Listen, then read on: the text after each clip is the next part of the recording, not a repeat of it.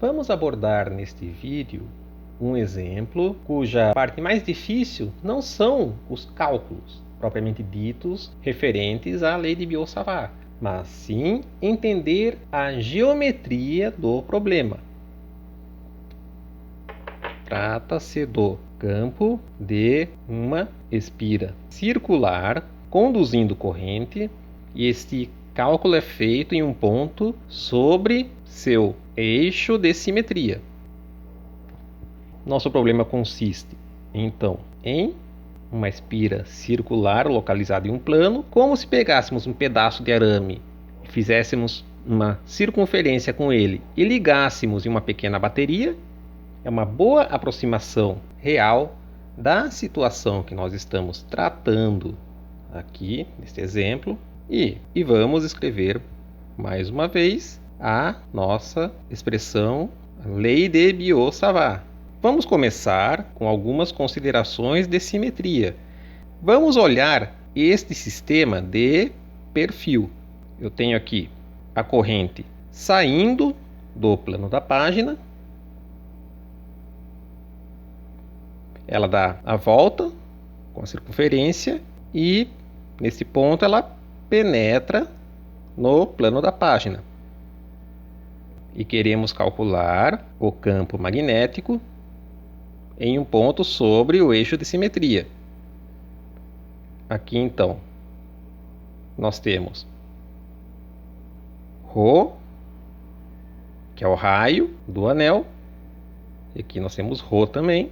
E eu vou supor que, saindo da página, nós temos um pequeno incremento de comprimento que eu chamarei de dL1. E entrando na página, conduzindo a corrente I, nós temos um pequeno incremento de corrente que eu chamarei de dL2. Se esse for o ponto P em que queremos calcular o campo magnético, nós temos os dLs, dL1 e dL2, da lei de Biot-Savart. Precisamos definir o vetor R, a distância de dl até o ponto, para obtermos o versor R.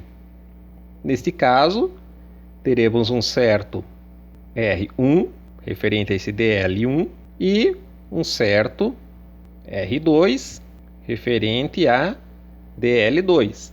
Pela regra da mão direita, vamos obter os produtos vetoriais. Neste caso, nosso dl1 está orientado para cima da folha. Produto vetorial com R1 fornecerá um vetor no plano da folha perpendicular a R1. Então esse vai ser o nosso campo magnético provocado por dl1. A mesma coisa vamos fazer com dl2, cujo produto vetorial também fornecerá um vetor no plano da folha perpendicular a dl2. Vamos decompor esses dois vetores em direções ortogonais. Nós temos uma projeção de DH2 paralela ao plano do anel, que eu chamarei de DH2 ρ, pois está na direção do raio ρ. E, da mesma forma, teremos uma projeção de DH1 no plano do anel, que eu chamarei de DH1 ρ. E teremos as projeções perpendiculares ao plano do anel, ou seja, DH1Z e DH2Z. Como o ponto P está sobre o eixo de simetria, as componentes paralelas ao plano do anel se cancelarão. E eu terei apenas restante a componente perpendicular ao plano do anel, ou seja, o campo magnético devido ao nosso anel no ponto Z sobre o eixo de simetria será perpendicular ao plano do anel. Vamos reproduzir este triângulo por clareza aqui ao lado. Então nós temos o nosso dl1, o raio do anel, ρ, a altura Z, a distância do plano do anel até o ponto onde queremos calcular o campo magnético, e o nosso vetor R. E eu vou chamar este ângulo aqui de θ. Se este é o nosso DHZ, é a projeção sobre o eixo de simetria do anel do campo magnético devido a dl1. Estes são vetores perpendiculares, por se tratar de um produto vetorial. Aqui também será θ, então aqui será π sobre 2 menos θ. Assim, nós temos que dhz vai ser igual a dh seno de π sobre 2 menos θ. Afinal de contas, estamos querendo a projeção sem este ângulo aqui, a projeção nessa direção, que, fazendo as contas, expandindo esta função, nos fornece dh cosseno de θ, sendo que nós temos determinado o cosseno de θ em termos de ρ, z e r. Precisamos determinar o produto vetorial entre dl e r. Porém, o ângulo entre dl e r é π sobre 2. Logo, dl vetor r versor terá como módulo de um vezes o módulo do outro vezes o seno do ângulo entre eles. Então temos a norma de dl, que multiplica a norma de r versor, que é 1, estamos falando de um versor, vezes o seno de π sobre 2, que é 1, então resta apenas o dl. E se considerarmos o anel visto de cima, nós temos que o dl, estamos lidando com um incremento de posição, então seria algo desse tipo. Por ser pequeno, ele se confunde com esse arco da circunferência e chamando esta abertura de φ, temos o raio aqui, então o nosso dl será simplesmente ρ de φ. Nós temos já quanto que vale dl, vetor r versor, fornece dl, temos o quanto que isso vale em termos do raio do anel. Precisamos agora do r ao quadrado, mas nós temos aqui que o triângulo nos fornece r ao quadrado igual a z ao quadrado mais ρ ao quadrado. E precisaremos do cosseno de θ. Cosseno de θ é dado por ρ sobre r, que é ρ sobre a raiz de z ao quadrado mais ρ ao quadrado. Substituindo, então, na lei de Biot-Savart, nós temos que dh será dado por I sobre 4π. dl vetor r, que é dl, que é ρ de φ, sobre r ao quadrado, que é z ao quadrado, mais ρ ao quadrado.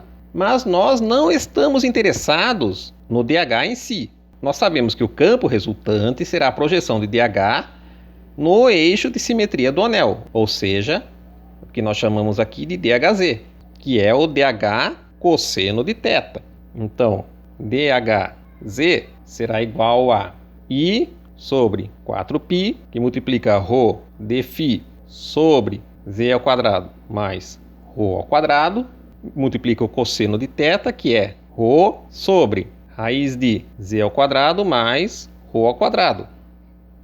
Note que nós estamos integrando apenas em dφ, que é uma variável independente de ρ, que é o raio do anel fixo, ou de z. Nesse caso, a integração será extremamente simples. O mais complicado aqui foi entender a geometria do problema, a simetria do mesmo. O nosso Hz, então, será igual a, tirando tudo que é constante, temos I sobre 4π, que multiplica ρ ao quadrado sobre z ao quadrado mais ρ ao quadrado. Temos aqui este termo elevado a 1 e aqui elevado a meio, que nos fornece elevado a 3 meios, integral de 0 a 2π. Afinal de contas, nós queremos varrer todo o anel em dφ. Portanto, nós obtemos o nosso campo, que é I sobre 2, que multiplica ρ ao quadrado sobre z ao quadrado mais ρ ao quadrado elevado a 3 sobre 2 na direção z.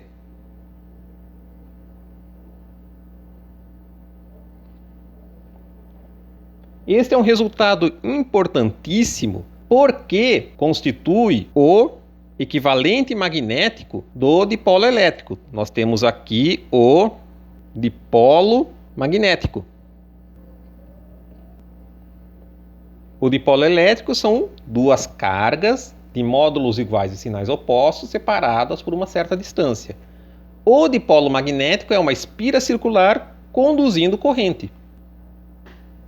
Se nós expandirmos esse resultado para grandes distâncias, ou seja, para o nosso Z muito maior do que o raio ρ do anel, uma expansão em série de Taylor deste resultado, H igual a I sobre 2, ρ ao quadrado, sobre Z ao cubo, ao longo de Z. Veja que, da mesma forma que no caso do dipolo elétrico, nós temos um campo que cai com o inverso do cubo da distância até o centro do dipolo.